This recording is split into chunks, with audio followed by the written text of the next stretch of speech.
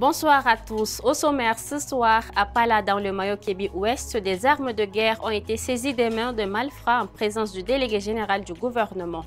Et ici, à N'Djamena, la mairie passe à l'action dans le cadre de son opération de déguerpissement. Cette fois, c'est le marché à 1000 dans le 4e arrondissement qui est ciblé. Également dans cette édition, zoom sur un plat qui fait fureur à N'Djamena, le danwake, simple, nourrissant et apprécié de tous. Ce mets à base de farine cuite séduit de plus en plus. Les détails dans un instant.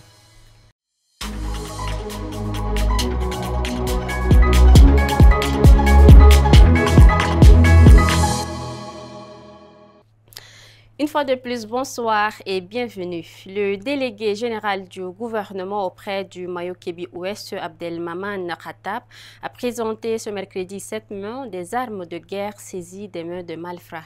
La cérémonie s'est tenue au gouvernorat en présence de plusieurs autorités civiles et militaires. Aimé Dolinasso. 3 fusils AKM, 12 chargeurs, plus de 200 cartouches et diverses munitions. Voici le bulletin présenté à la presse locale. Selon le commandant de la Légion du gendarmerie numéro 17 de Pala, colonel Galemi Ousmane Bidala, cette saisie est le fruit d'une double opération menée par les forces de défense et de sécurité. Abderrahman Khattab, délégué général du gouvernement, a salué le travail des forces de l'ordre et réaffirme l'engagement des autorités à faire régner la paix dans la province. Nous avons l'obligation de ne pas baisser la garde. Nous allons faire tout pour que ces phénomènes des enlèvements contre rançon soient éradiqués de la province du Mayo-Kébi Ouest. Cette opération survient une semaine après la libération des 4 derniers otages. À N'Djamena, le collectif des diplômés vivant avec un handicap a organisé un sitting tôt ce matin devant le ministère de la fonction publique. Ils dénoncent les obstacles persistants à leur inclusion professionnelle et réclament une intégration équitable dans l'administration publique. Yankigem Karine Abakar Lambert et Alatarum Gislaine. Rien que l'intégration. Trop de discrimination dans la société tchadienne. Président de la République, s'il vous plaît, l'intégration des diplômés handicapés à la fonction publique. Voici quelques-uns des slogans brandis par les manifestants. Ils appellent à des mesures concrètes, à une prise de conscience des enjeux liés à l'emploi des personnes handicapées et espèrent ainsi attirer l'attention des autorités sur leur situation afin d'obtenir des engagements clairs. Il y a chaque année, là, on nous promet. Mais jusqu'à là, on ne voit rien, n'est-ce pas, de concret. Donc on est là. C'est pour nous, pour leur prouver au moins à nos autorités qu'on est vraiment mécontents de l'injustice à notre égard. Nous n'avons pas la force de faire une manifestation quelconque. Mais nous venons ici simplement pour manifester et revendiquons nos droits qui sont ignorés, oubliés. Aller étudier en tant que personne handicapée que je suis là, c'est pas facile, même les gens qui sont bien portants même là, pour aller étudier, c'est pas facile.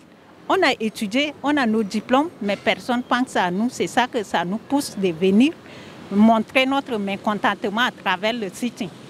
On ne mendie pas. On cherche même à s'occuper de nos familles, on n'arrive même pas. Et pourtant, on a nos diplômes. Donc c'est pour cela que nous sommes venus à la fonction publique pour demander notre intégration à la fonction publique. Les leaders de ce collectif ont été reçus par les responsables de la fonction publique afin d'engager une discussion sur les revendications de ces derniers. Ce matin, la mairie centrale et l'Office national de sécurité routière ont mené une opération musclée au marché à 1000 dans le 4e arrondissement de la capitale. L'objectif est de libérer les voies publiques occupées illégalement par des commerçants. Gambi Daniel et Maxime Solmengar. Réveil brutal pour les commerçants du marché à 1000. Ils ont été sommés de quitter les lieux qu'ils occupent depuis des années sans autorisation. Sous leurs yeux, des engins détruisent des conteneurs installés illégalement.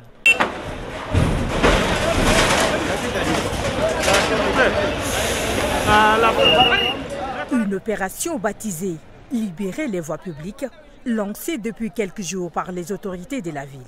Ce qu'on est en train de faire, ce n'est pas pour mettre en mal les gens, ce n'est pas pour chasser les gens, Mais pour faire une capitale, il faut qu'il y ait des sacrifices.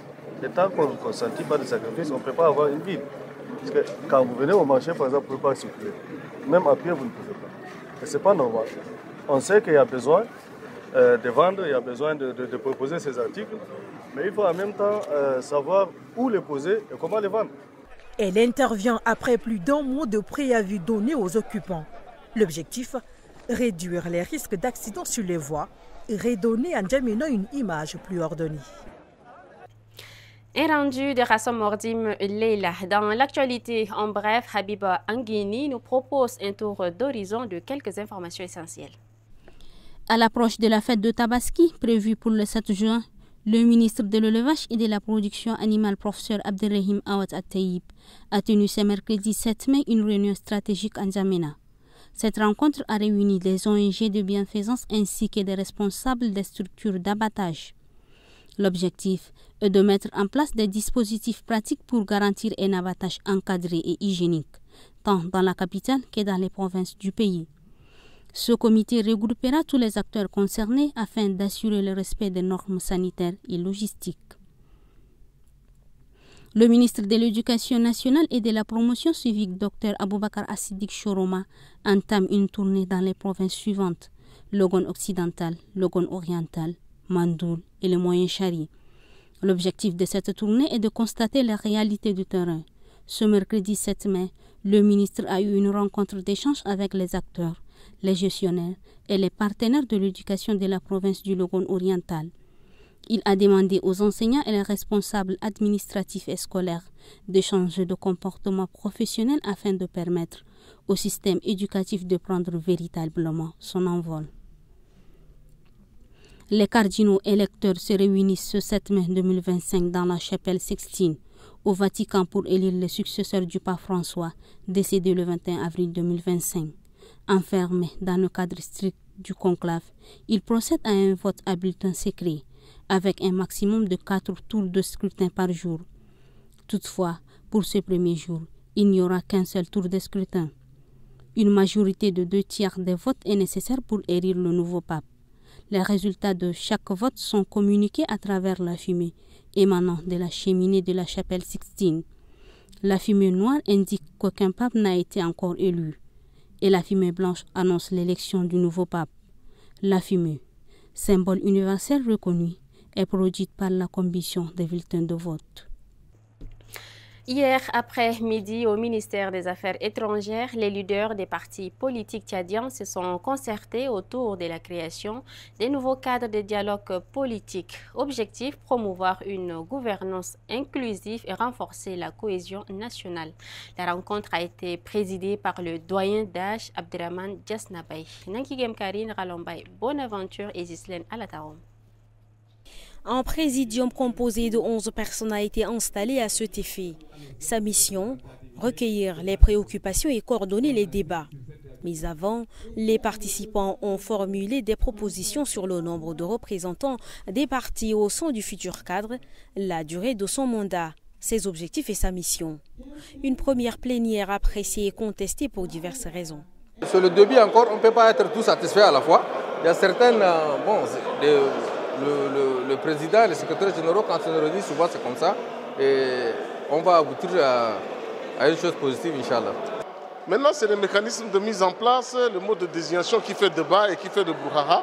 Mais je crois qu'en avançant, ils finiront par s'entendre et qu'un cadre va être créé. Une seule personne est venue lister des gens et puis il les a appelés, il les a désignés comme bureau. Ce n'est pas normal.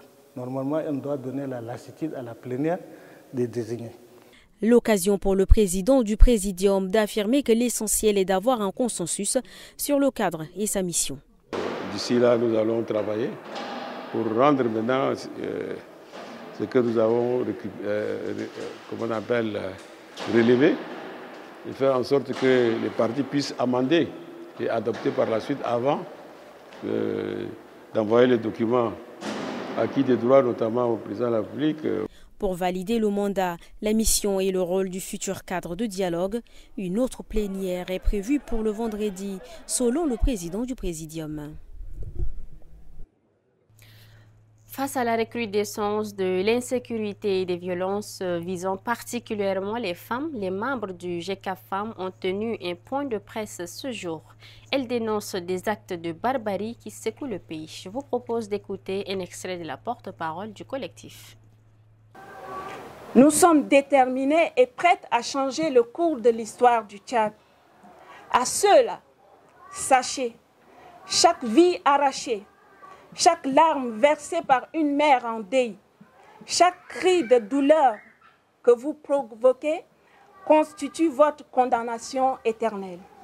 Une chose est certaine, l'histoire vous jugera et la justice triomphera tôt ou tard. Elle était au micro de Noudi Madi Perline. N'Djamena, un aliment simple et nourrissant gagnant en popularité, le danwaki. Ce mélange de farine cuite, souvent agrémenté de poudre de corette et d'autres condiments, séduit toutes les générations. Comment se prépare-t-il? Madi Tolum Israël, Yankigem Karine et Ralombaye Bonaventure ont suivi les étapes aux côtés de Mekonodi Pascaline. Regardez. Face à sa tasse, Pascaline commence par malaxer la farine avec un peu d'eau et du gombo pour obtenir une pâte bien lisse. À côté, une marmite d'eau chauffe déjà sur le feu. Deuxième étape, la pâte est découpée et plongée dans l'eau bouillante. Il faut à peine 2 à 3 minutes de cuisson et voilà le dawa qui est prêt. Pascaline enchaîne ensuite avec la préparation des condiments pour accompagner le plat. Bon, pour les femmes qui vendent, elles utilisent souvent ce qu'on appelle communément boulalemon. Mais on peut aussi utiliser le jus de citron, un peu d'huile.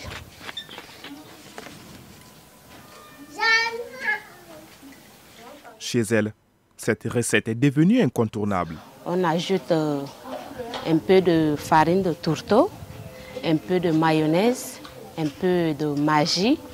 Un peu de piment, mais pour ceux qui vendent, elles utilisent la sauce de piment. Mais comme moi je n'ai pas, j'ai utilisé l'autre farine de piment sèche. On ajoute aussi un peu de sel, pourquoi pas, et on mélange le tout, un peu de jus de citron aussi pour bien mélanger.